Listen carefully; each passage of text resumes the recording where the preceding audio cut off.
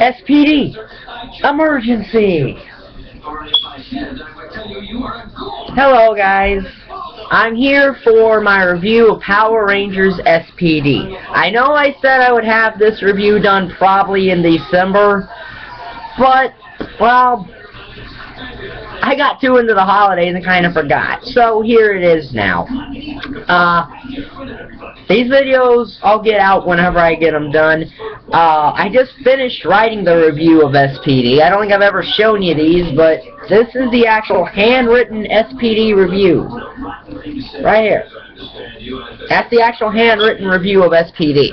And I use that plus my notes to form these vids. I thought I'd let you know how I do these. But anyway, was SPD as good as Dino Thunder?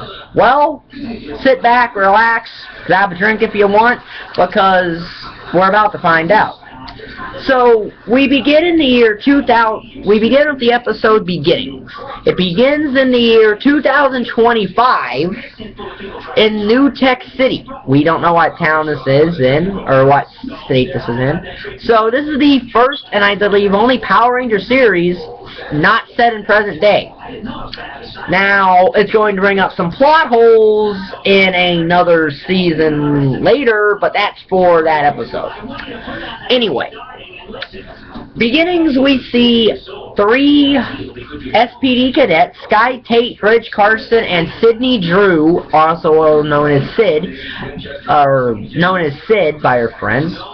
They're doing SPD training in an SPD simulator. Turns out that their commander, Anubis Doggy Kruger, who is a dog, so very amply aimed, wants them to go and apprehend a couple criminals who are stealing clothes. And on their way out, they see the A Squad, and they're on their way to some planet somewhere. And that's where Bridge reads their auras and gets a bad feeling about that. Again, we have civilian powers. We'll find out later that these kind of make sense here in essence, but most of them are useful in battle except for one. Since we're dealing with the 3, I'm going to talk about that right now. Sky's power, he can create force fields. Sid can make her skin into whatever she touches, whether it be rock, diamond, or whatever. Bridge can read people's auras. I don't know how useful that is in battle, but anyway. So, they go to confront the 2 criminals, whose names are Jack Landers and Elizabeth Delgado, or as Jack calls her, Z.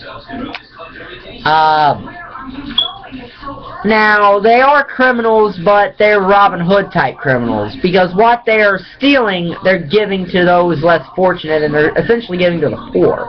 But still, they are criminals and need to be apprehended. Now, during all this, we see the main bad guy for the season, Emperor Grum, and an intergalactic bounty hunter, or intergalactic somebody, Broodwing.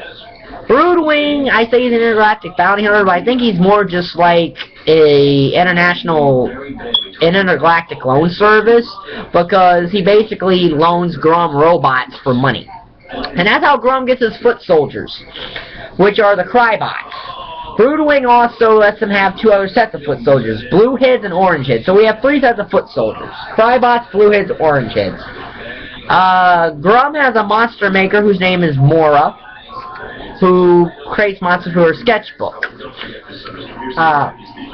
As Sky, Bridge, and Sid are about to arrest Jack and Z, the foot soldiers attack. Jack and Z escape, and the Rangers suit up for the first time, with Bridge becoming green, Sid pink, and Sky red, and Sky blue. I find this interesting, in a way, because Power Rangers has never been known, I'd say, to really ever deal something in a pun. Well, there's people who talk in puns, but I find it funny that the guy whose name is Sky is made the Blue Ranger in Power Rangers SPD. You know, Sky is blue, so Sky Blue. kind of thing. Yeah, I know, lame joke. I'm not a comedian, so. Anyway, this makes Sky mad because Sky's dream is to be a Red Ranger like his father. And Sky's parentage has made some fan theories, but I'll get into that when I get to characters. Jack and Z come back and help the Rangers fight off the foot soldiers, but are later arrested. Dolly Kruger gives them two options. They can serve their sentence out in SPD, or they can join SPD and help the Rangers fight Emperor Grunt. Z and Jack think about it because Z thinks that they should be doing something else with their life. Something more rewarding with their life.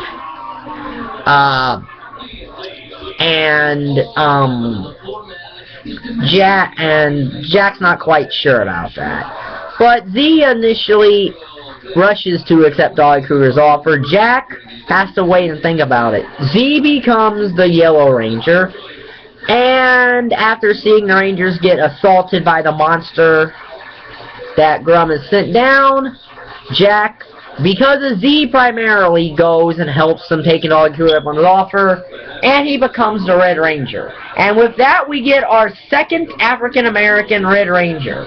First one is going to be red for the whole season, as TJ was not red for the whole season, which I think he should have been. The Red Ranger in Space, but what am I going to do? Anyway, this further aggravates Sky, because Jack is a criminal, and here's Dolly Kruger making him the Red Ranger and leader of the SPD Rangers. They fight off the monster who gets a robot, because this is how the Megazord fights work in SPD most of the time. They get into robots and they fight the Megazord. So the Delta runners that they get from their technical advisor, Cat Manx, form the Delta Squad Megazord. And they can find the monster because they don't destroy monsters as a police force, they put them in confinement cards. So there's a blast of time force there. So it sets the status quo up and all that. We get some filler episodes, and then we get Sam, a two-part episode about a boy with some unique powers that Mora tries to manipulate, and at first is successful. Z is the first to try to really befriend Sam because friendship and all that. But we also find out about why Dolly Kruger chose these 5 individual people to be Rangers. And it's because all 5 of their parents worked at SPD. Or at least that's how Dolly Kruger explains it. Now, I know Jack said that his parents didn't work for SPD, but this explains all 5 of their powers. Because Sam, whose parents also worked at SPD, has powers like this because of an experiment they were doing. I haven't mentioned Jack and Z's power. Z can duplicate herself. That's useful in battle. And Jack can phase through solid objects like walls, trees, floors, things like that. Eventually the Rangers do befriend Sam, and they stop the monster Bugglesworth, and Sam hangs around with SPD. Sam will come into play later, but that's for later. The next big story part of SPD is Shadow, which starts with Dolly Kruger having a nightmare about Grum's invasion of his home planet Sirius and the disappearance of his wife Icenia.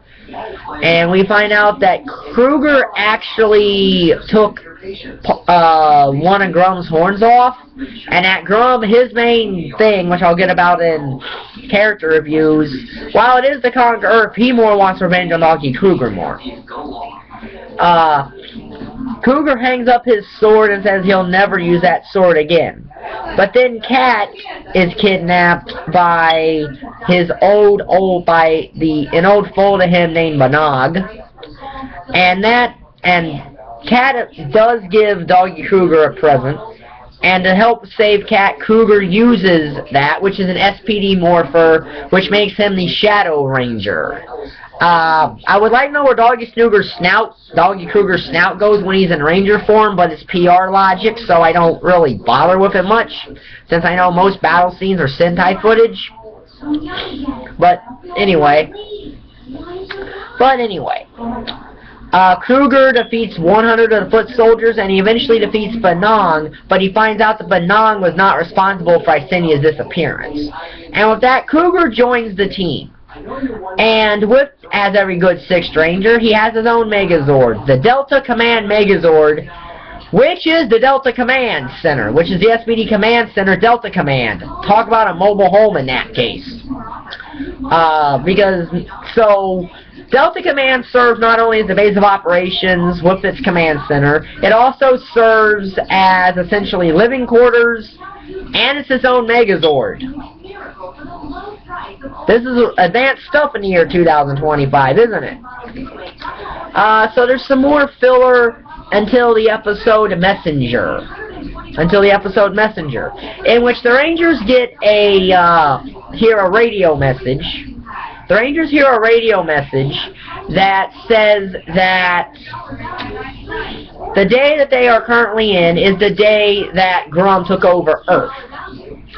And for a while it looks like that's going to come true, because the Rangers going to have to defeat Morgana, whose Grum is transferred from Mora into her adult form Morgana, but Morgana wants to get back to Mora, so she hires and brings in 2 very hard monsters that the Rangers at first cannot defeat.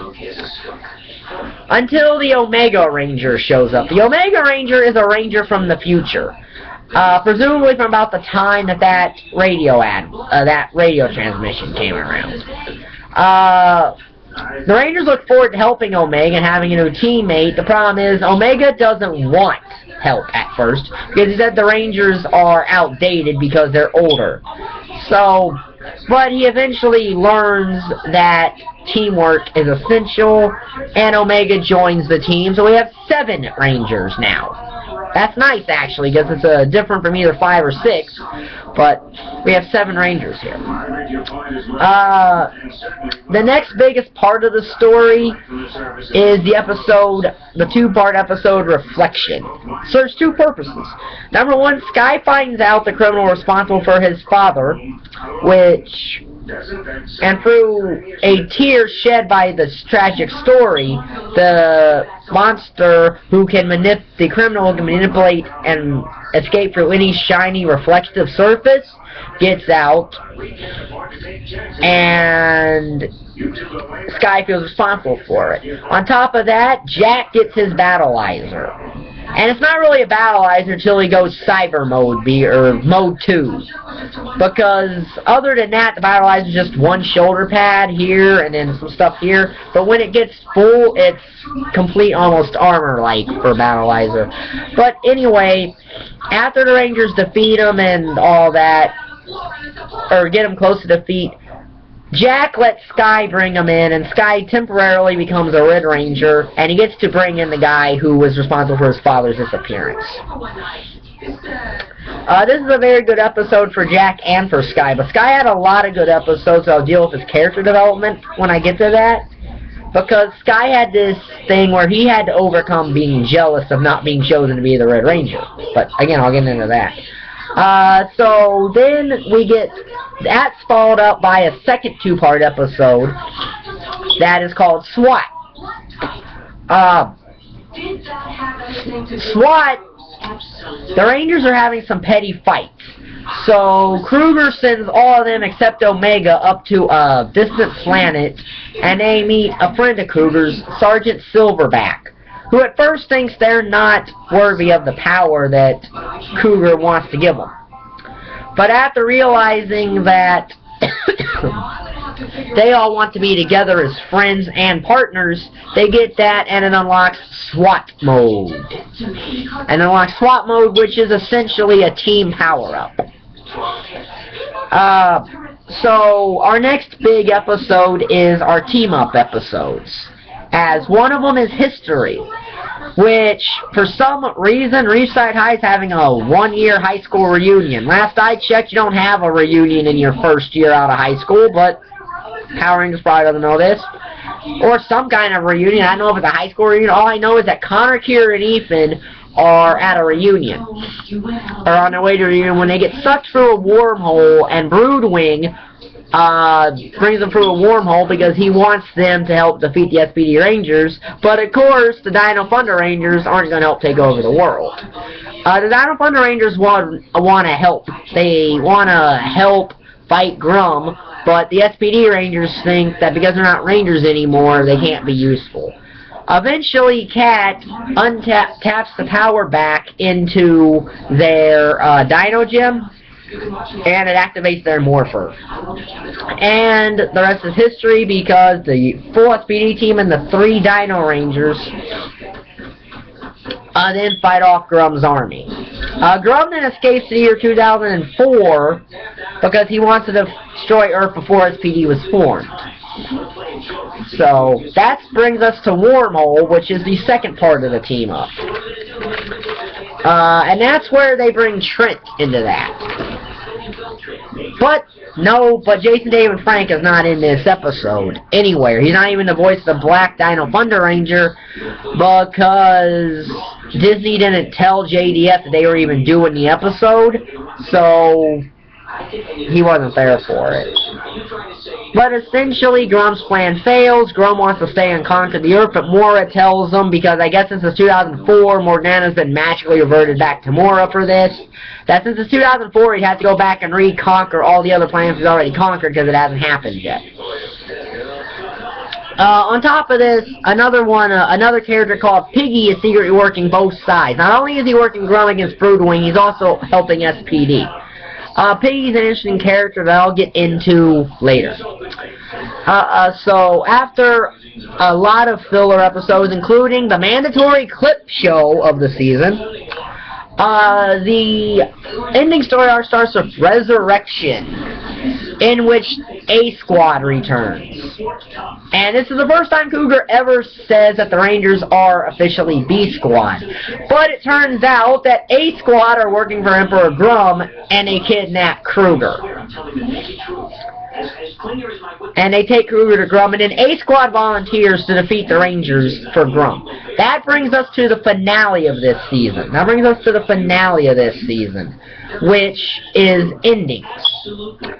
The first part of Endings deals with the Rangers fighting both A-Squad and Broodwing. Broodwing manages to get control of the Delta Command Megazord, and he locks Boom and Cat in a room. Boom, by the way, is the, he's the gadget tester for SPD.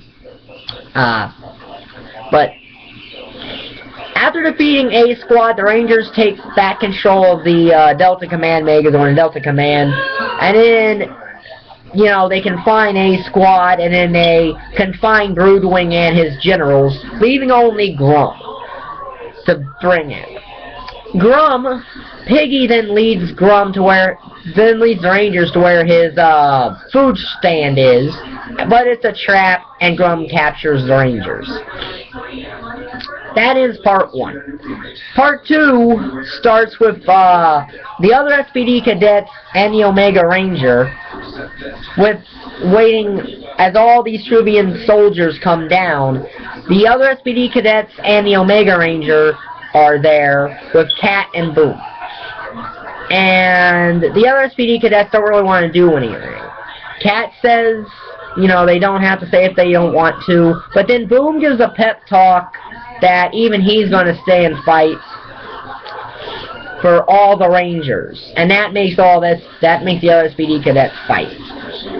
On top of that, Piggy's truck gets lost, and he realizes he made a mistake when he turned the Rangers over to Grum, because honestly, they're the only people who've ever treated Piggy more like a friend than Grum or Broodwing even did, and he basically realized he did the wrong thing, and dressing as a Crybot, he actually managed to free Kruger and the Rangers. And he even says, hey, you can confine me to a cart if you want to, I'm guilty of a lot of things. But he apologizes for it, and the Rangers let him off because he was really sincere. So, while the other Rangers go back to Earth, Kruger stays on Grum's ship with because he just found his wife Icinia was there. Turns out Grum's ship is actually a gigantic being named Omni, and that's who Grum actually works for, is Omni. After she runs out of monsters, Doggy Kruger manages to confine more to one of those cards, leaving only Grum. Kruger and Grum have a showdown aboard, and Grum apparently falls to his death, which is kind of odd for Power Rangers, by falling into some weird pit. Kruger opens up Omni's weak spot, and the Rangers hit the weak spot, and it destroys Omni, and presumably destroys Kruger, but Kruger manages to escape from the Rumble, as does Grum. So it's one last confrontation between Grum and Doggy Kruger. And the Rangers volunteer to help Kruger, but Kruger says this is his fight. He's got to take Grum one at a time. Out. And he defeats Grum, cuts off his other horn, and then he confines Grum to a containment card. Jack then leaves SPD, which leaves, obviously, the Red Ranger spot open. And after asking Sky that if he were to name Sid Pink Ranger, what would Sky do? Sky answered that he will answer that if Kruger were to name Sid the Red Ranger, what would Sky do? And Sky basically said that whoever you appoint as the Red Ranger, I will follow into battle, and that makes Doggy Kruger that allows Sky to finally take the mantle of Red Ranger, which, by the way, incidentally bumps Bridge up to blue. So that's the synopsis of some episodes. Now here's some character thoughts, starting with the Rangers, obviously. Jack was a very good Red Ranger. Okay, now, sure, his first true episode as a Red Ranger, Boom basically told him that the Red Ranger gets to boss everything around, so leadership kind of went to his head. But throughout the season, Jack realized that being a leader is not just about ordering people around. It's listening, it's taking suggestion, and it's allowing other people to have situations. What he does to Sky for reflection shows that he learned what being a Red Ranger is. He also apparently sacrifices himself in an episode called Impact, but he really doesn't. And that shows how brave Jack is. Because remember, Jack and Z, while they were stealing and robbing and stealing clothes and whatnot, they were doing it for a noble reason. So, being our second African-American Red Ranger in the entire franchise, you know, but one for the full season finally, I thought Jack was rather good. Sky had a lot of learning to do. Sky had a lot of learning to do because while he's originally given the Blue Morpher and becomes the Blue Ranger, he's not initially happy about it, especially when he finds out that Jack was made Red Ranger over him. But Sky eventually comes to realize that being a hero is not measured by the color of the suit that you wear as a Ranger. And eventually, after learning his lesson, he gets his reward and becomes Red Ranger. He's got several episodes that really tie into his character development. Reflection ties into it because it shows you why he wants to be the Red Ranger so bad, because he admired his father so much. And, you know, Walls goes into him having to learn how to adjust. Has to learn how to adjust. But he became a very good Red Ranger. A very good Blue Ranger. As a Ranger, Bridge had a lot of heart, and I understood why he was made a Power Ranger, but he's a hard nut to crack, because I never really got any real thing about his character as a whole. No real backstory or anything like that about his character, so he's kind of a hard nut to crack there. Other than he likes really buttery toast, I don't know much about Bridge. And that's just the biggest character flaw I see in Bridge. I have no real problem with him as a Ranger as a whole. It's just, you know, he wasn't developed at all. Z, as the Yellow Ranger, Z did fall into being Sid's best friend, you know, the traditional Yellow Ranger trait. But she also kind of sometimes took on leadership roles when she had to and all that. So now, being Sid's best friend, Sid's lifestyle being a pampered kind of rich girl would sometimes interfere with that. But Sid and Z still managed to come together when they needed to. And Z was a very good Ranger as a whole. Sid, her character, in terms of speech, is a lot like Kimberly, and, you know, all that. She was a spoiled rich kid, and while I think her best episode is Dogged, which deals with that just because Rick, their dog, might be getting old, maybe it's not necessarily time to put him down yet. Because Rick's a very key essential part to SPD. They make up their 5-part weapon, the K9 cannon, is Rick, and he's also Jack's battleizer. So her worst episode though is Stakeout, because she's so bummed that Jack picks her to go on a stakeout with him because of her surveillance training, and it means she's going to miss her birthday dinner for her parents. So her lifestyle sometimes got in the way of that, but Sid ended up being an okay Ranger. Kruger. Kruger has Tommy's role from Dino Thunder as mentor figure and Ranger. But Kruger also is a far more tragic character in terms of backstory about everything he had to go through, about why he hates Grum so much. And, you know, he was not your typical mentor, neither was Tommy. You know, he explained what he needed to explain, but he also let the Rangers learn what they needed to learn on their own, kind of like when he was the Shadow Ranger. Because the episode after he first officially shows up, the Rangers get complacent. So Kruger doesn't bother to help them, so the Rangers can learn a lesson of you don't need Shadow Ranger to be successful. So I like the mix that they gave Kruger here. I like what they did with Kruger as the mentor and a Ranger here. The Omega Ranger, Sam. Because Omega is, of course, Sam. I didn't mention that, but Omega is that kid, Sam, from the future. He's an SPD Ranger. Because of how he comes off originally, he does start out as kind of a, you know, a douchebag kind of thing. You know, kind of a jerk. But he also,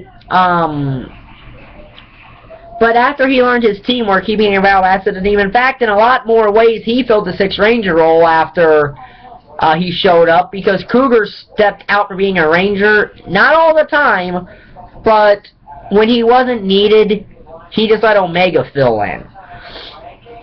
Omega has a partner called Nova who comes in at the very end, but I'm not really mentioning her because she's a one-off character. So was Kat as Ranger form, too. Kat, the technical advisor, I liked her character in a way because while she's a tech advisor, she proved, they gave her options and opportunities to prove that she can hold her own. That she could hold her own and fight off enemies when she had to. Especially when she does get her 1-hour morpher that makes her the Cat Ranger. And I like that she balances Doggy Kruger a lot. Because she's kind of his conscience in some ways. You know, Cat helps Doggy Kruger understand the Rangers more as human beings and people, and not just, you know, soldiers in his army kind of deal. Boom's kind of a one-man Vulcan Skull in some ways. You know, he's a clumsy oaf. He's a clumsy oaf, but his heart's there. His heart, I mean, his dream was to be a Power Ranger, that he lied to his parents that he was. And, yeah, it endangered the team, but Boom finally saved the day in that episode, which is his best episode, essentially just called Boom. So, Piggy, you know, works off all sides, but he's, you know, but he's good deep down. And it shows in endings when he has regrets of selling the Rangers essentially down the road to Grum. So, as for the villains, I don't think Grum is that huge. I don't think he's that good of a villain. I think Broodwing's actually better. Grum's main thing, while it is to conquer Earth just because it's the only planet that he's never taken over, he more so just wants revenge on Doggy Kruger more than anything else. So at least you know his motivation. As for Broodwing, because Broodwing has no real loyalty to Grum, he's only loyal to him until Grum can pay him, or until he gets upset at Grum. Broodwing eventually starts hatching his own plans, counteracting Grum. So Broodwing's a far more diabolical villain in a lot of ways, and I think Broodwing's a more deeper villain in that case. So Mora/Morgana doesn't really do anything. She never really did anything for the entire series too much. And when she was Morgana, she just wanted to go back to being Mora, so I can't really talk about her much. So, as a whole, I liked SPD. I've never explained this. The main thing I look for when watching a Power Rangers series is if it's enjoyable. And I find SPD to be very enjoyable. I see some stuff of Lightspeed Rescue in SPD, and I see some of Time Force in SPD. From Lightspeed Rescue, it's the whole no secret identity thing, Rescue Force. But they're also a police force like Time Force, because they don't destroy their monsters, they contain them, and they can find them, essentially put them in jail. And I also think that this shows that SPD does a very good job at character development, something PR doesn't do all the time. So I really enjoyed SPD. So the question now is, will the next season be as good as SPD is to me? Well, you'll find out in the next video when we tap into the magical source of Mystic Force. See you then.